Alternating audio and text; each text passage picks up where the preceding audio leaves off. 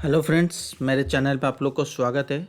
आज की जो वीडियो होगी वो काफ़ी अलग होगा। तो ये लर्निंग पर्पज़ के लिए है और आपको नया चीज़ मैं आपको सिखाऊंगा, जो चीज़ आप बिलीव नहीं करोगे। जिनको पता है वो ठीक है, कोई बात नहीं। और मैं जनरली ये जो वीडियो मैं प्रोवाइड करता हूँ, हमारे चाहे आपको हो दूसरों को, तो मैं पेड क्लाइंट को ही करता हूँ। बट मेरा मन किया कि मैं आपको एक काइंड ऑफ फ्री दूं। तो मैंने सोचा कि वीकली जो मैं वीडियो बनाता हूं उसके साथ ये चीज़ मैं आपको शेयर करूंगा। चलो उसके बारे में एक बार बात कर लेते हैं, उसके बाद हम निफ्टी और बैंक निफ्टी के ऊपर बात करेंगे, ठीक है ना।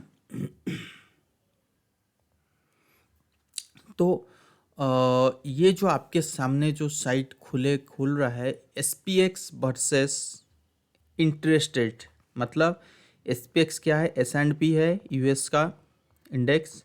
और ये जो इंडेक्स की यहाँ पे जो बात कर रहा हूँ ये है आपका फेडरल रिजर्व, ठीक है ना। ये दोनों का मैंने कंपेयर करने की कोशिश किया और क्या मिला, कहने का मतलब है इसमें रिजल्ट क्या है। तो जनरली हम लोग ये बात करते हैं कि मार्केट में जब भी इंटरेस्ट रेट बढ़ता है तो मार्केट के लिए ख़राब है, और इंटरेस्ट रेट जब कम होता है मतलब कट होता है तो मार्केट के लिए सही है। ये ये सही आप सोच रहे हो। बट मार्केट क्या करता है कि उसके कुछ अलग करता है। जैसे कि अगर आप चार्ट देख पा रहे हो 1984 से, मतलब करीब करीब आज के टाइम पे अगर आप हिसाब किया जाए तो मोस्ट ऑफ दी 45 ईयर्स का, 45 ईयर्स 50 ईयर्स अब मान के चलो का चार्ट है। तो आपको क्या दिखाई दे रहा है, ये इंटरेस्ट रेट है और यहाँ पे कम होना शुरू हुआ, ठीक है, जो मार्केट के लिए पॉजिटिव है, ठीक है ना। और मार्केट उसको पॉजिटिव ही रिएक्ट किया, ठीक है ना, ऊपर गया मार्केट। फिर इंटरेस्ट रेट कम हुआ तो फिर मार्केट गिरा।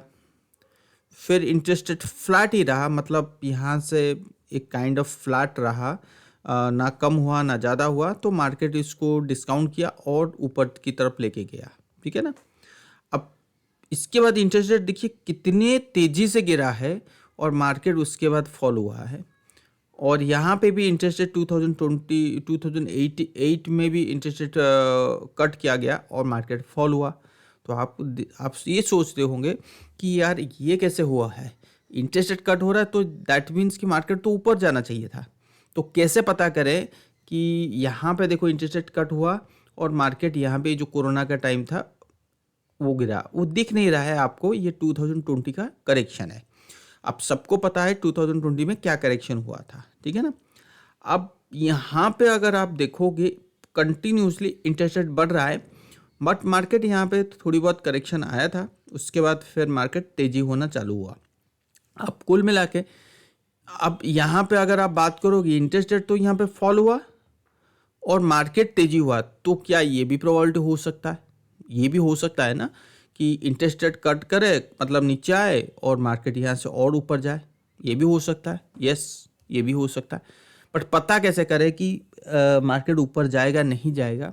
सिंपल सी चीज़ है कि आपको ये देखना है जब जब इंटरेस्ट रेट टॉप पीक बनाता है, मतलब टॉप में आता है, तो क्या हमारे मार्केट में गिरावट आया है या तेजी आया है। यहाँ पे इस पॉइंट पे मार्केट इंटरेस्ट रेट बढ़ा और हमारी मार्केट फॉल हुआ, बहुत अच्छी चीज़ है। और तब जाके इंटरेस्ट रेट जब कट करना चालू किया फेड ने, मतलब इंटरेस्ट रेट कम करना चालू किया, तब जाके मार्केट में तेजी आया। अब इंटरेस्ट रेट बढ़ रहा है, यहाँ पे मार्केट बढ़ रहा है, तो दैट मीन्स कि फर्दर इंटरेस्ट रेट जिस दिन कट होगा उस दिन मार्केट में करेक्शन आएगा। और ये जो करेक्शन आप देख पा रहे हो ना, ये कोई 2-3% का करेक्शन नहीं है, ये लॉक चार्ट है। तो अब दिख नहीं रहा है, आप पर्टिकुलर इस डेट को देख लो। ये जो डेट है ये मंथली चार्ट है। अगस्त के बाद मोटा मोटी लेके गया हूँ अक्टूबर, ये जाके आप देख सकते हो कितना बड़ा करेक्शन। ये देखो ये कितना बहुत बड़ा करेक्शन है। और यहाँ पे भी अगस्त 2019 में सबको पता है कि अगस्त 2019 में करेक्शन चालू हुआ था, मतलब दिसंबर 2019 यूएस मार्केट में चालू हो गया था, और फरवरी जो करेक्शन आया था कोरोना के टाइम पे सबको पता है, ठीक है ना। तो ये चीज़ है। तो ये मैं आपको इसलिए कह रहा हूँ कि तब जाके आपको समझ में आएगा कि देखो यहाँ पे इंटरेस्ट रेट कट हुआ बट मार्केट काफ़ी तेज हुआ था। तो इसका ये मतलब है कि जिस दिन इंटरेस्ट रेट कट होना चालू होगा तो मार्केट गिरेगा। तो इसमें एक ही चीज़ आपको समझ में आ रहा है कि फेड जानबूझ के ही इंटरेस्ट रेट कट नहीं करना चाहता, क्योंकि मार्केट को गिर जाए। और एक बार मार्केट गिर जाए तो यूए आगे इलेक्शन है, और इलेक्शन के टाइम पे कोई अगर हल्ला ये करे कि मार्केट आपकी रिसेशन पे जा रहा है, कंट्री आपकी रिसेशन पे जा रहा है, तो फिर तो दिक्कत है, ठीक है ना। तो हर चीज़ सही रखने के लिए मार्केट को बढ़ाना जरूरी है और मार्केट में लिक्विडिटी होना जरूरी है। तो इसीलिए मुझे लगता है फिर जो पहले कह रहा था कि फरवरी के महीने में मैं इंटरेस्ट रेट कट करना चालू करूंगा, बट हुआ नहीं, मार्च में वो भी नहीं हुआ। बट डेफिनेटली जून जुलाई में जिस दिन ये शुरू होगा, चाहे वो इलेक्शन के बाद हो या इलेक्शन के दिन हो, आई डोंट नो। हमारा तो इलेक्शन शायद अप्रैल मई जून के आसपास ही है मुझे लगता है, और मैं श्योर नहीं हूँ, एक बार आप चेक कर लीजिए। तो तब तक इलेक्शन का जो रैली है, अपकमिंग जो रैली बनेगा ना, तो आप समझ जाओ कि इलेक्शन तक रैली है। और इलेक्शन के बाद या इलेक्शन के एक हफ्ते पहले या एक महीने पहले भी अगर आपको दिख रहा है कि इंटरेस्ट रेट कट करना चालू कर दिया फेड ने, तो आप समझ जाओ कि मार्केट में एक फॉल आनी जरूरी है। और वो फॉल कितना होगा, क्या होगा, आई डोंट नो, बट ये राइट है। तो इससे इंडिकेशन पता लगता है जब तक इंटरेस्ट रेट कट नहीं हो रहा है, बात नहीं हो रही है, तब तक तो हम बढ़िया हैं, तब तक हम ऊपर ही ऊपर जाएंगे, ठीक है। तो ये अब मैंने आपको दिखा दिया। तो ये जो एनालिसिस होता है ये बहुत ही, दूसरा एनालिसिस अगर मैं आपको दिखाऊं, ये देखो, ये चीज़ इंडेक्स आरएस के बेसिस पे, अच्छा एक मिनट, हाँ,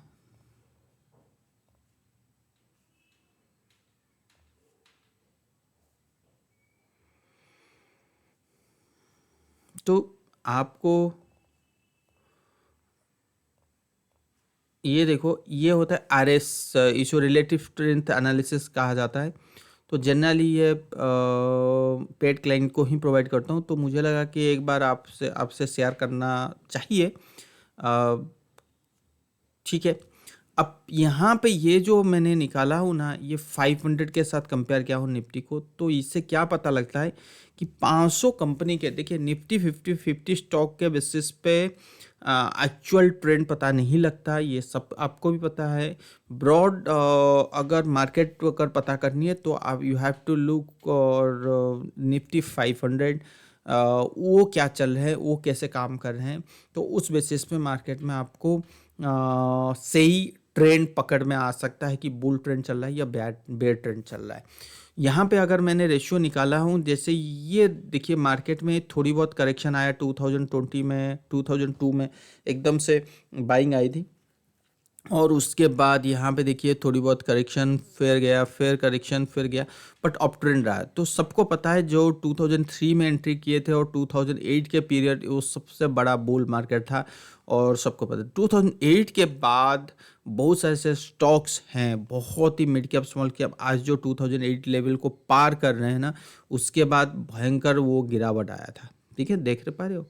तो ये चीज़ ना 2010 तक चला और लगा कि भाई यहाँ पे होगा, फिर दोबारा ये इसमें करेक्शन आया। तो इसमें क्या होता है 2014 में लगा कि यहाँ पे आपको मिड कैप स्मॉल कैप, ये इंडिकेशन ये देता है कि आपको कब कब मिड और स्मॉल कैप में आपकी परसेंटेज बढ़ानी चाहिए। परसेंटेज का इन द सेंस मतलब होता है इन्वेस्टमेंट अमाउंट, ठीक है ना। जैसे क्योंकि सबको पता है जैसे लार्ज कैप तो 100% तो हो ही नहीं सकते अगर मार्केट करेक्शन है, बट जैसे मेरा काफ़ी स्टॉक है, एनएमडीसी, हुडको, पीएफसी, आरएससी, एनबीसीसी, ये सारे चीज़ 100%, इवन बीएमएल 100% से एभव है। ये जितने भी नाम लिया हूँ ना, ये सारे मिड कैप ही है, और बहुत जल्दी रिटर्न मिला है 1-2 महीने 3 महीने के अंदर। तो ये स्मॉल कैप उससे ज़्यादा, तो ये कब करें, ये जो टाइमिंग है ना बहुत बड़ी इंपॉर्टेंट है, क्योंकि without timing you can not control to your self, मतलब you can not hold the your stocks if you have already invested in the mid cap small cap stocks, because कि जो market participant होती है वो market, मतलब market के साथ वो चलते नहीं है, प्रॉपर टाइमिंग की बहुत ज़रूरी होता है। और यहाँ पे देखिए 2014 में जिन लोग ने इन्वेस्ट किए या 13 और 14 के बीच में, उनको बहुत ही छप्पड़ फाड़ के प्रॉफिट मिला। इवन 2010 में भी जिसने इन्वेस्ट किया उनको भी छप्पड़ फाड़ के प्रॉफिट मिला है। तो ये प्रॉपर टाइमिंग को कैसे पता करें, तो ये चीज़ है। और यहाँ पे देखिए 2008 में क्यों यहाँ पे सेलिंग आया, तो यहाँ पे क्यों नहीं गया, क्योंकि प्रीवियस जो टॉप था वो यहीं पे था, तो एग्जैक्टली इसी जगह हमें सेलिंग आया। और ये जो जिगजैग पैटर्न एक चैनल में चल रहा है, तो ये चीज़, और मार्केट देखो नीचे आया। और एग्जैक्टली यहाँ पे अगर मैं ट्रेंड लाइन ड्रॉ करूँ तो आपको दिख रहा होगा ये जो नेक्स्ट ट्रेंड लाइन है, और ये जो ट्रेंड लाइन था ना, और सभी को पता है ये जो 2018 से ही मार्केट में डाइवर्जन शुरू हो गया था। Mid cap small cap large, मतलब वर्सेस लार्ज कैप, कितने बड़े डाइवर्जन से सबको पता है। और 2020 में जिसने भी मिड कैप स्मॉल कैप पे इन्वेस्ट किया है और उसका छप्पड़ फाड़ के प्रॉफिट हुआ है। इवन आपको अब सबको पता है कि 2021 इन द सेंस, यहाँ पे देखो 21 अगस्त 2021 से 20 बीच में जो 23 2-3 साल तक mid cap small cap sideways हो गए थे। स्टॉक चल रहे थे, कुछ स्टॉक ऐसे भी थे कि परफॉर्म बिल्कुल नहीं कर पाए, ठीक है ना, 1-2 साल तक पूरा। तो ये सिनेरियो कहा कि हाँ, जिसने फिर 2023 में इन्वेस्ट किया वो आज भयंकर प्रॉफिट दे रहे हैं, ठीक है ना। तो कहने का मतलब ये है कि आपको ये कब कब कैसे करना है। देखिए यहाँ पे एक ट्रेंड लाइन ड्रॉ किया हूँ, ठीक है ना। तो ये ट्रेंड लाइन आपको क्या कहने की कोशिश करता है कि मान लो कि मार्केट यहाँ पे है या यहाँ से गिरावट आ सकता है, तो मुझे नहीं लगता कि यहाँ से गिरावट आएगा। क्यों नहीं लगता है, क्योंकि वो डिपेंड करता है क्या आपकी निफ्टी नीचे आने की कोशिश कर रहा है। अगर निफ्टी नहीं आएगा, जो परफॉर्म कर रहे हैं, हो सकता है कि उसमें गिरावट ना आए, ठीक है ना। तो पहली कंडीशन ये होती है कि आपकी निफ्टी आ रहा है नहीं आ रहा है, so you have to find out this things, okay. तो ये चीज़ अगर यहाँ पे नहीं आ रहा है और इतना बड़ा कंसोलिडेशन यहाँ पे होने के बाद ही अगर तेजी हो रहा है, तो मे बी मतलब मैं गलत भी हो सकता हूँ, सही भी हो सकता हूँ। तो और रैली की ज़रूरत है, और वो चीज़ देखना है हमें मिड कैप स्मॉल कैप में और रैली, क्योंकि अभी भी जितना रैली हो चुकी है मिड कैप स्मॉल कैप में, सबको पता है कि एक्सट्रीमली बुल साइड में वो बैठ गया है। अगर हम कोई किसी भी अमाउंट किसी भी लेवल पे हम अगर बेच देते हैं, तो फिर रिग्रेट करते हैं कि अरे यार और जाना चाहिए था और पैसा मिलना चाहिए था, बट मैंने जल्दी में बेच दिया, ठीक है ना। तो ये जो रिग्रेशन है ना, ये प्रॉपर टाइमिंग वी क्या, मतलब वी कैन नॉट फाइंड कि इस लेवल पे आ सकता है क्या। मुझे नहीं लगता इस लेवल पे आएगा, क्योंकि अभी तक निफ्टी में मेजर टॉप की अभी इंडिकेशन नहीं आया है। मेजर टॉप लेट्स सी, मुझे लग रहा था पहले कि एक मेजर टॉप आने वाला है, बट अभी फ़िलहाल थोड़ी बहुत टाइमिंग की बहुत ज़रूरी, टाइम बहुत ज़रूरी। तो इसके बाद ही 2-3 साल तक एग्जैक्टली यहाँ पे जितने बड़े कंसोलिडेशन हुआ था ना, उतना कंसोलिडेशन दोबारा मिड कैप स्मॉल कैप में मिलेगा। तो ये जो टाइमिंग है ना, ये जो अभी तेज़ी बाकी है या तेज़ी होने वाला है, ये हमेशा फोमो में होता है। ये चीज़ आप सबको पता है, चाहे वो निफ्टी की बात करूँ, चाहे वो दूसरे स्टॉक की बात करूं, तो हमेशा ये सारे चीज़ ना फोमो में बनता है। और फोमो में ही मार्केट ने बॉटम बनाया था। जब जब यूएस मार्केट ने नीचे गया था, तो फोमो ही में बॉटम बनाया था। तो मैंने आपको आइडेंटिफाई किया था, और उसी जगह ही आपको इन्वेस्टमेंट करना चाहिए, पहला चीज़। दूसरा चीज़ क्या है कि हमने एक चीज़, दो चीज़ अभी देखी कि एक तो इंटरेस्ट रेट जिस दिन कट होगा, आज नहीं हो रहा है, ठीक है ना। अभी फरवरी मंथ चालू हो गया, मार्च अप्रैल मई जून, तो किसी भी टाइम पे हो सकता है। तो क्या हमारी मार्केट बॉटम पे है या टॉप में? No doubt all time high में है, दैट मीन्स इट्स टॉप। तो you can not say that this is the top, क्योंकि टॉप अभी ऑल टाइम हाई पे जब तक वो कंफर्मेशन नहीं दे, सो तब तक हम टॉप बोल नहीं सकते, नंबर 1। नंबर 2, इस यहाँ पे इन्वेस्टमेंट करना उतना सही है या फुल इन्वेस्टमेंट करना सही है? जैसे मैंने कहा 25-30% का आपके पास कैश होना चाहिए। अभी मैं जो आपको दिखाऊंगा कि मुझे थोड़ा सा लग रहा है कि अभी ये जो कैश का जो बैलेंस है ना, तो ये थोड़ा सा कम करना चाहिए। अभी मैं कुछ नहीं तो 15% कैश में बैठूंगा, 10 to 15% कैश में बैठूंगा, ठीक है ना। कैश तो होनी बहुत चाहिए ही चाहिए। Without cash we can not win in the market, की हम मार्केट में जीत ही नहीं सकते यार। नीचे आएगा उसकी फ़ायदा ही नहीं ले पाएंगे, फ़ायदा फिर मज़ा ही क्या है मार्केट में, ठीक है। तो क्यों मैं 25 to 15% या 15% क्यों मैं कम करना चाहता हूँ, इसका मैं रीज़न बताऊँगा अभी, ठीक है। तो रीजन ये है कि ये जो टॉप बना था ना मार्केट, अब आ जाइए निफ्टी के बारे में। तो अब जो ये जो टॉप बना था, तो टॉप में हमने क्या बना, ये जो एक गैप एरिया मिला, और ये गैप एरिया सबको पता है HDFC बैंक का था। तो मुझे लगा कि अच्छा ये चीज़ ऐसे बना था, तो मैंने काफ़ी बार कहा था you have be careful eight this level, तो एग्जैक्टली ऐसे ही हुआ। तो बहुत सारे चीज़ ना एग्जैक्ट लेवल को फाइंड आउट नहीं किया जा सकता, बट आपको मिल जाता है सुराग कि भाई कुछ तो होने वाला है, सो आप प्रिपेयर हो जाइए। तो मैंने तो यहाँ पे प्रिपेयर हुआ था, तो फिर यहाँ पे ब्रेकआउट लगा तो भी यहाँ पे प्रिपेयर हुआ था। तो मुझे लगा था कहीं ना कहीं हम एक काइंड ऑफ टॉप में जा रहे हैं, तो कुछ दिनों के लिए, कुछ महीनों के लिए हम एक टॉप बना सकते हैं, ठीक है ना। और मैं एक्सपेक्ट ये किया था, मैं जो मेरा एनालिसिस पहले था मैं आपको बता देता हूँ। तो मैंने एक्सपेक्ट ये किया था कि ये जो ट्रेंड यहाँ से चल रहा था, ये ट्रेंड कहीं ना कहीं यहीं पे ख़त्म हो गया है। तो दैट मीन्स कि एक बड़ी वाली फॉल आ सकता है जो 19,000 तक हो सकती है, या टाइम वाइज करेक्शन हो सकता है, वो एक 6 to 7 मंथ या 8 मंथ का करीब करीब चल सकता है। बट ऐसा नहीं हुआ। क्यों नहीं हुआ, इसका रीज़न मैं बताता हूँ। हमेशा प्राइस के बेसिस पे आपको अपनी माइंड को चेंज करना पड़ेगा। क्यों? क्योंकि जब जब एक गैप डाउन होता है ना, तो हमेशा याद रखिए, या ब्रेकआउट गैप होती है या ब्रेकडाउन गैप होता है। तो मुझे लगा कि भाई यहाँ पे कंफर्मेशन प्राइस वाइज तो दे रहा है कि यहीं कहीं टॉप बनना चाहिए, और मुझे गैप मिला, और ये गैप इजीली फिलअप नहीं होता। और ये जो लेवल है, ये लेवल सबको पता है, जो राम मंदिर हुआ, इनॉग्रेशन हुआ, तो उसका टॉप है, तो कहीं कुछ तो इवेंट लेगा ना। तो मुझे लगा कि ये दो चीज़ सबसे बड़ी इंपॉर्टेंट पॉइंट है। एक तो गैप है, गैप नहीं फिलअप होगा, दूई ये लेवल को टच नहीं करेगा। बट हमने क्या देखा इस फ्राइडे को कल, तो ये देखा कि ये जो गैप को फिलअप किया, नंबर वन, इस गैप को फिलअप किया। नंबर टू, ये जो हाई था 22,124, इस हाई को उसने ब्रेक करके 22,126 कर दिया। देखो मैंने हमेशा बोल रखा हूँ, प्राइस बहुत एक ऐसा चीज़ है, सबको बता देता है, बट आपको क्या ना समझना पड़ेगा कि प्राइस क्या कहना चाहता है। तो प्राइस ने मुझे कहा कि भाई इसने गैप को भी फिलअप किया, और चाहे 1 और 2 पॉइंट क्यों ना हो उसने ऊपर गया। तो दैट मीन्स कि जो मैं सोच रहा था कि 7 to 8 मंथ्स का जो सेलिंग प्रेशर आने वाला है, टाइम वाइज करेक्शन या price wise correction, so eight this time I don't think कि इतना बड़ा करेक्शन आ सकता है।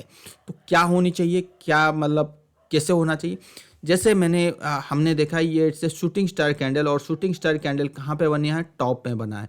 तो no doubt shooting star candle अगर टॉप पे बनता है तो ये it's a bearish kind of signal, और मार्केट को नीचे जाना चाहिए। और मार्केट जाएगा तो कहाँ तक जाएगा, देखो यहाँ पे ये मल्टी मिलियनियर जिसको बोलते हैं ना, वो क्वेश्चन है। तो वो मतलब ये क्या है ना, यहाँ पे टॉप बन के नीचे आ सकता है, यहाँ से टॉप बन के डबल टॉप बन के नीचे भी आ सकता है। मुझे नहीं लगता नीचे आ सकता, बहुत बड़ा नीचे आ सकता है। क्योंकि यहाँ पे अगर हमें RSI देखूँ ना, ये आपका वो डेली चार्ट में अगर हमें RSI देखूँ, तो RSI एग्जैक्टली वो ये कह रहा है कि भाई यहीं कहीं बॉटम बनने वाला है। तो इतना नीचे आने के बाद जाके अगर मेरा RSI यहाँ पे आके फिर ये कंसोलिडेशन करके फिर ऊपर जाएगा, तो दैट मीन्स कि आपको जो जितना भी नीचे मिले तो आपको बाई करना चाहिए। और मुझे नहीं लगता यहाँ पे एक बहुत बड़ा, देखो फॉल में भी आई डोंट नो 20,800 हो सकता है, यहाँ तक आ सकता है, यहाँ तक आ सकता है, आई डोंट नो। और ये भी प्रोबेबिलिटी है, अगर मैं इसको ऐसे दिखाऊं आपको, ठीक है, एक्सपैंडिंग ट्रायंगल तक अगर मार्केट यही इसके ऊपर नहीं गया तो कहाँ तक जाएगा, इसका 50% 21,500 to 700 के बीच में, या 21,000 ये लेवल, ठीक है।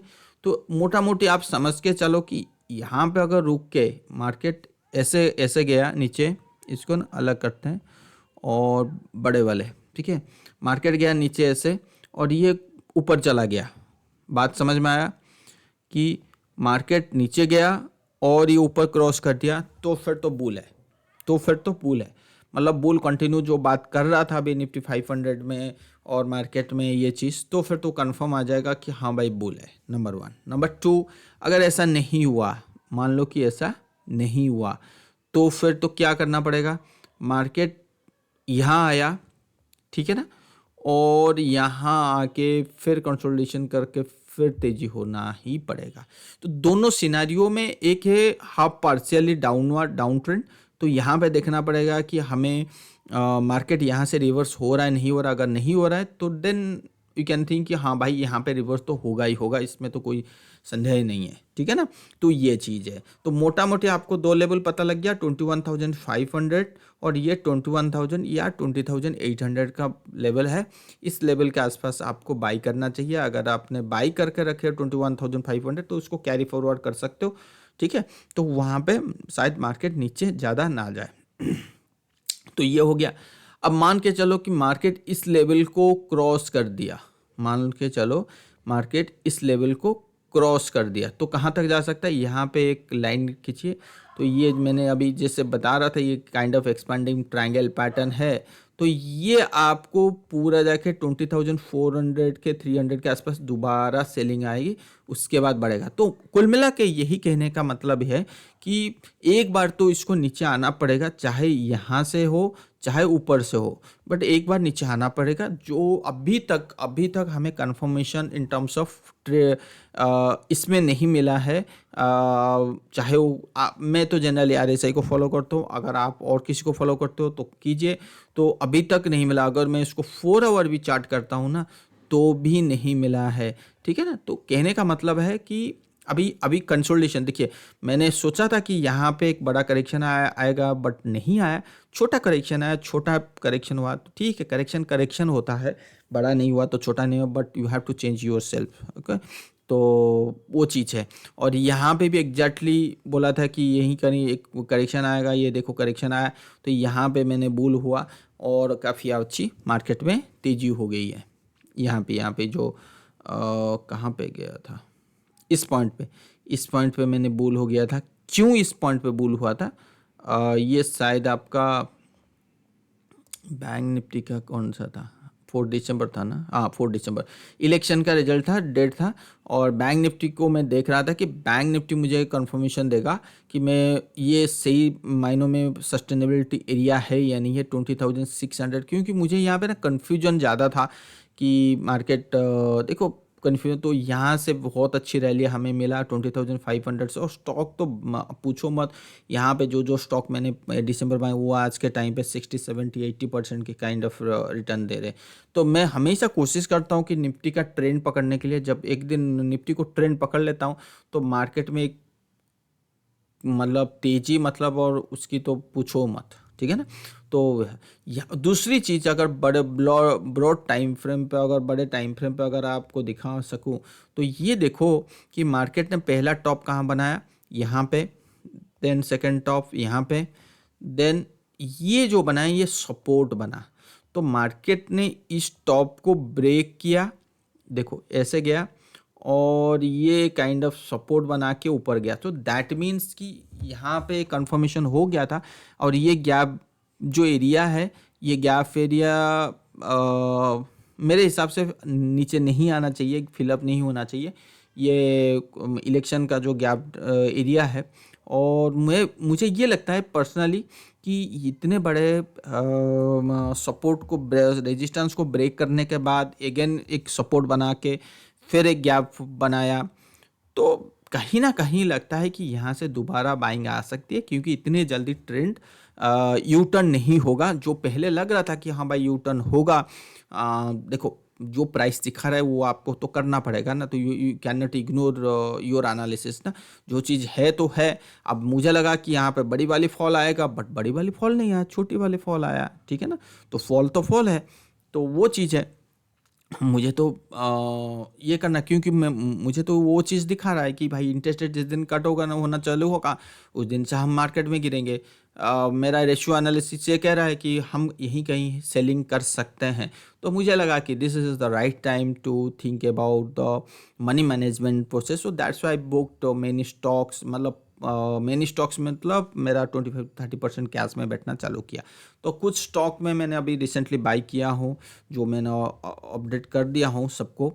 तो ये चीज़ है, तो मुझे नहीं लगता ज़्यादा नीचे आएगी, यहाँ से दोबारा फिर बाउंस बैक करके। और ये कहाँ तक जा सकता है, देखिए I am expecting from 21,500 to 23,000 और 23,500 की रैली हम आराम से देख सकते हैं। तो ये चीज़ मैंने आपको बता दिया। ये लेवल कैसे निकल के आया, ये फिबोनाची का लेवल है, तो उस बेसिस पे निकल के आया। ठीक है, तो यहाँ तक मैं एक्सपेक्ट कर रहा हूँ। और दूसरी चीज़, अगर हम बैंक निफ्टी की बात करें, निफ्टी की अगर बात करें, अगर मैं यहाँ पे आपको बोलाइंगर बैंड भी बताऊँ ना डेली चार्ट में, तो डेली चार्ट क्लियर कट ये एक काइंड ऑफ बैंड क्या कह रहा है कि एक रेंज ट्रेडिंग होने वाला है आने वाले टाइम पे। तो ये भी एक कॉन्फिडेंट देता है कि भाई मार्केट में जब एक रेंज में चल रहा है तो कहीं ना कहीं इस चीज़ को फ़ायदा मिलेगा। ठीक है ना, ठीक है, तो ये चीज़ है। और मैं इसमें एक ऐड कर देता हूँ 550। देखिए, ये ज़्यादा बड़ी कोई गैप नहीं हुआ है, तो जिस दिन ये गैप बहुत बड़ा बनेगा उस दिन ही आपको टॉप मिलेगी अच्छा वाला। अब आ जाइए बैंक निफ्टी में। बैंक निफ्टी में ऐसा क्या हो गया था, देखिए मैंने निफ्टी में भी एक्सपेक्ट किया था फॉल आएगा, बैंक निफ्टी में भी किया था, और मुझे बैंक निफ्टी में एक बढ़िया वाला फॉल भी मिला। और मैं एक्सपेक्ट ये कर रहा था कि और नीचे जा सकता है, जबकि निफ्टी अभी मुझे कहीं ना कहीं सपोर्ट दिख रहा है। तो तो बैंक निफ्टी में सपोर्ट लग रहा है कि यहाँ पे देखो इस वीक का कैंडल जो आया है क्लोजिंग, तो बैंक निफ्टी आपको एक काइंड ऑफ सपोर्ट देने की कोशिश कर रहा है। ये चीज़, ये आप देख पा रहे हो मूविंग एवरेज। तो मूविंग एवरेज से मैं आपको ये दिखाने की कोशिश कर रहा हूँ, यहाँ पे एक सपोर्ट मिला है, यहाँ पे एक सपोर्ट मिला है। So again is trying to मतलब क्या कहते हैं इसको, प्राइस, यह मतलब प्राइस ओवरलैपिंग है, does not matter. So it's trying to take a support at this time, at this level. So मुझे लगता है कि personally bank Nifty will not fall below this level 44,000 as a strong strong strong support zone. So from here we will see a good rally in coming days, but अगर market में आने वाले time पे अगर कहीं भी टॉप बनने जा रहा है, as other indicators are showing, means interest rate 500, your Nifty showing, so that means this FOMO should start from this मतलब at this time FOMO, मतलब यहाँ से ऐसा तेज़ी चालू होनी चाहिए। जो लोग बैकफुट में थे वो फ्रंट फुट में आके बाई करना चाहिए। तो मुझे नहीं लगता कि बस इतना ही तक 48,000 तक तेज़ी मिलेगी, उससे 50,000 या 52,000 तक भी आ सकता है। ठीक है, तो चीज़ है। तो यहाँ पे अगर आप देखोगे मूविंग एवरेज, और ये देखिए 20 डे और ये है 50 मूविंग एवरेज, तो इनकी डिफरेंस अभी तक चेंज नहीं हुआ। तो जब भी बॉटम टॉप बनता है तो इनका डिफरेंस ऐसे होता है, ऐसे। तो ये जो गैप होता है ना, गैप बढ़ता है तो तब जाके टॉप बनता है। तो कहीं पे भी बड़े टाइम फ्रेम पे उठा के देखोगे तो एग्जैक्टली यही होता है। तो वो चीज़ है, ठीक है ना। तो मुझे लगता है कि यहाँ से और तेज़ी होना चाहिए, स्पेशल बैंक निफ्टी को। ठीक है, चलिए अभी बात करते हैं निफ्टी में। निफ्टी कह रहा हूँ, बात करते हैं सेम कंडीशन सेम चीज़ है बैंक निफ्टी में। तो बैंक निफ्टी में अगर देखो ये 200 डे मूविंग एवरेज, अब एग्जैक्टली 200 डे मूविंग एवरेज भी यहाँ पे सपोर्ट, यहाँ पे सपोर्ट, और ये चीज़ सपोर्ट लेने वाला है। जो गोल्डन मूविंग एवरेज कहते हैं वो 50 और 20 कहते हैं। तो क्रॉसओवर अभी तक नहीं हुआ है, सो दैट मीन्स कि हम सेफ है, गोल्डन क्रॉसओवर जिसको कहते हैं। तो 50-200 का क्रॉसओवर अभी तक नहीं हुआ है, ठीक है ना। तो तो इसको प्लॉट कर देते हैं। और यहाँ पे RSI अगर आप देखोगे तो कहीं ना कहीं ये लोयल मतलब 30 के 40 के आसपास है। तो ठीक है, मार्केट में अभी डाउन ट्रेंड चल रहा है। बैंक निफ्टी सबसे ज़्यादा कमज़ोर है कंपेयर टू निफ्टी। तो नो डाउट बैंक निफ्टी नीचे आएगा, 44,000 तक आ सकता है। तब जाके तो डाइवर्जेंस बनेगा RSI में, तो तब जाके बनेगा। तो हो सकता है कि 1-2 महीने में, मार्च में ये आपका बॉटम बना दे बैंक निफ्टी, और उसके बाद एक अच्छा वाला तेज़ी हमें देखने के लिए मिल सकता है। तो मैंने इसीलिए कहा था कि बाय बैंक निफ्टी भी तभी चल रहा था 46,200, और जिसने मेरे कहने पे बाई किए हैं तो वो फर्दर ऐड मत कीजिए, और जो ऐड करना है वो कम से कम 44,000 और या इस लो के आसपास ऐड करने की सोचिए, 44,400। ठीक है, तो ये चीज़ मैं आपको बता दिया हूँ। और बाय करके भूल जाना है, जब तक 49-50,000 ना आए ना तब तक आप बेचो मत। बस सिंपल सी चीज़ है, जब तक 49-50,000 ना आए। इससे और ऊपर जा सकते हैं, बट इस सेफ लेवल है 49-50,000 है। तो वहाँ जब तक नहीं आएगा ना तब तक आप बेचो मत, ठीक है ना। तो वो चीज़ बैंक निफ्टी में भी मैंने आपको कह दिया। और सबसे बड़ा जो इम्पोर्टेंट पॉइंट है वो है, हमारी मार्केट का तो हाल यही है। अगर मैं US मार्केट की बात करूं, कल की जो पेरोल डाटा आया था बहुत अच्छा आया था।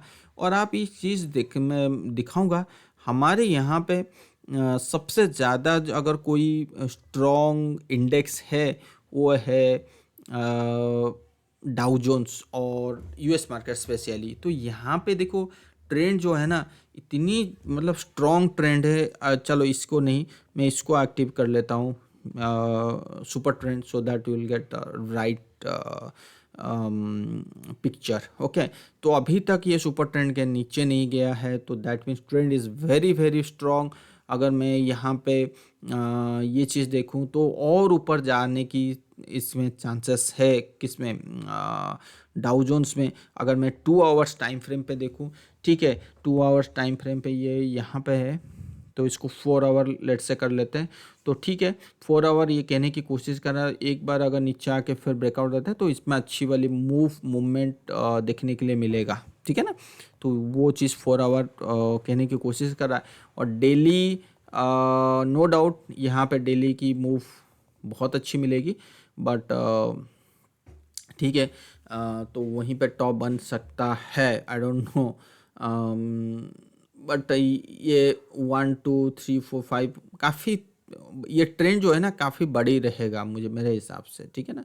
तो अगर आप डाउ जोन्स देख रहे हो और मैं SPX भी देखा हूँ, S&P देखा हूँ, एग्जैक्टली देखिए ऑल टाइम हाई के ऊपर चल रहे हैं। ऐसा नहीं है कि ऑल टाइम हाई, ये देखो ऑल टाइम हाई के ऊपर चल रहे हैं, ठीक है ना।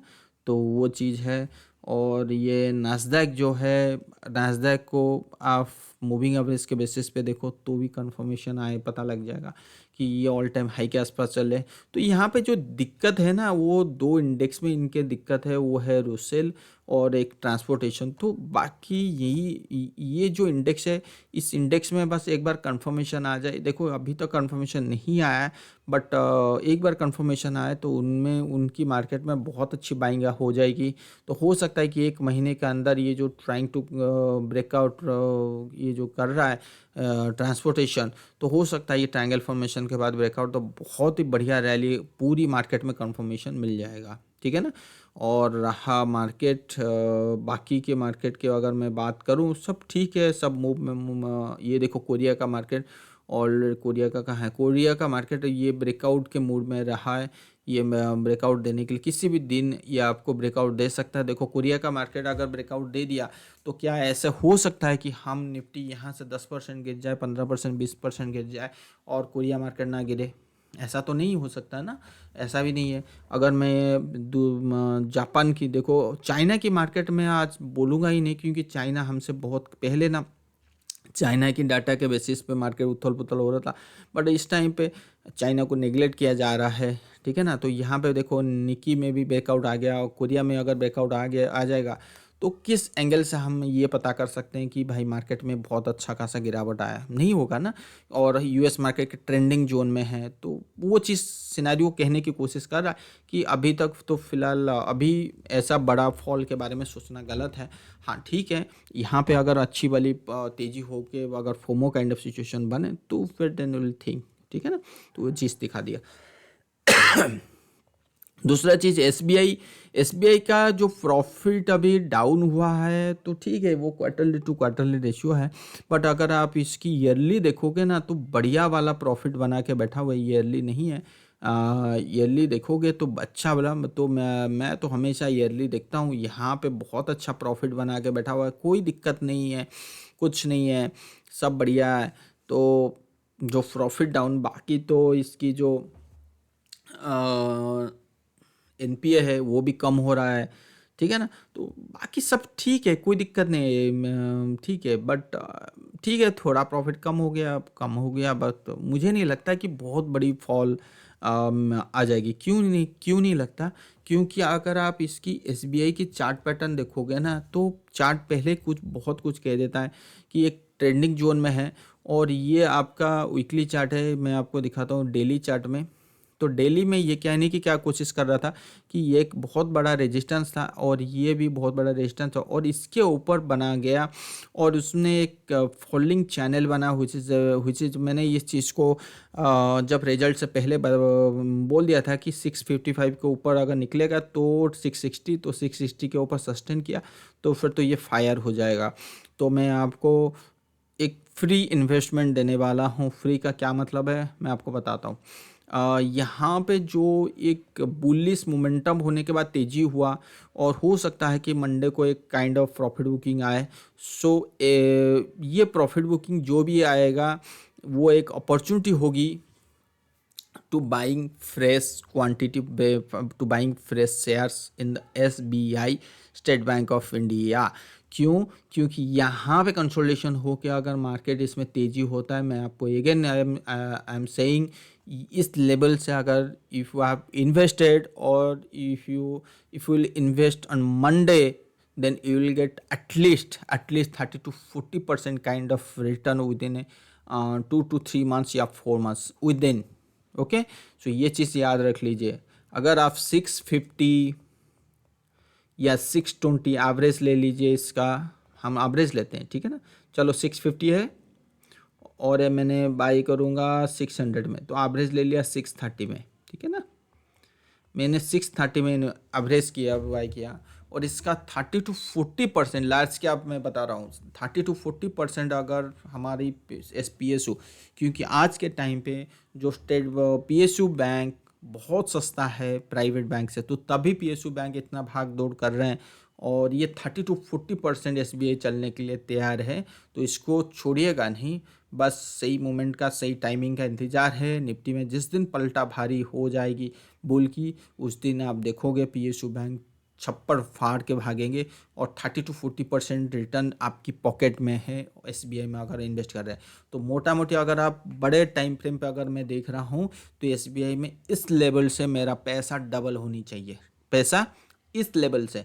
तो ऑलरेडी मैं बुल तो हूँ ही हूँ एसबीआई में, बहुत पहले बुल हूँ, जब ये मार्केट इस लेवल को तोड़ दिया था, इस लेवल को अगर मैं इसको बड़े टाइम फ्रेम पे दिखाऊं तो ये ऑलरेडी यहाँ पे लिखा हुआ है, ये देखिए ऑलरेडी लिखा हुआ है, ठीक है।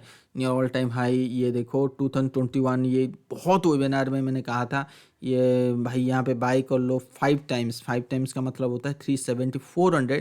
तो 2000 का लेवल तो आपके पॉकेट में है, कोई नहीं लेके नहीं जाएगा, और ये मैं आपको दिखाऊंगा, 100% श्योर हूँ। और स्लोली इट्स गोइंग अपवर्ड। देखो 400 से 650, तो मोटा मोटी आप देख सकते हो, अगर 650 से तेज़ी होता है तो 30-40%, तो फिर कितना बड़ा रिटर्न मिल जाएगा, ठीक है ना। तो ये पूरा 11 consolidation, look at the volume size, got breakout with huge volume, knew all time high, look at the volume.